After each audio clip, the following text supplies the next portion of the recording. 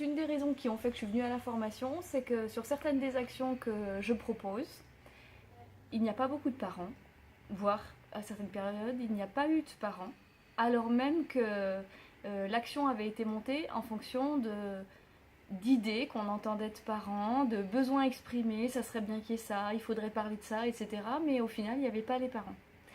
Et à la formation, ce qui m'est venu, c'est qu'en fait, on s'en fout que l'action ait lieu.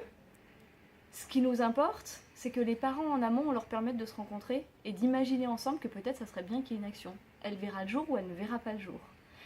Et à la suite des 2 premiers jours de formation, je me suis un peu jetée à l'eau à mon travail. Il y avait un projet qui était un peu en veille depuis quelques mois et en quelques minutes, j'ai rédigé un mail à l'attention de toute la liste de parents leur disant bah voilà, on avait prévu de faire ce projet-là, finalement on ne veut pas le faire sans vous. Qui est intéressé pour qu'on le fasse ensemble? Voilà 3 dates. Hop, en 20 minutes, on avait déjà 6 réponses. C'était ouh, il y a plein de parents, il y a plein de parents. Au bout de 3 jours, on avait 12 inscrits. Hop, 3 groupes qui se forment. Et voilà. Tout simplement, j'étais ravie. Je me suis dit, mais pourquoi j'y ai pas pensé avant?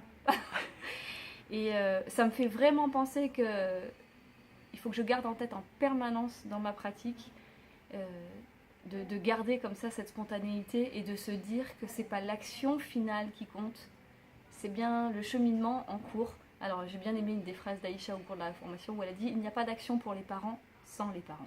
Et je me dis voilà, tu le colles sur ton frigo, tu le colles sur ton bureau et hop. Ouais, merci.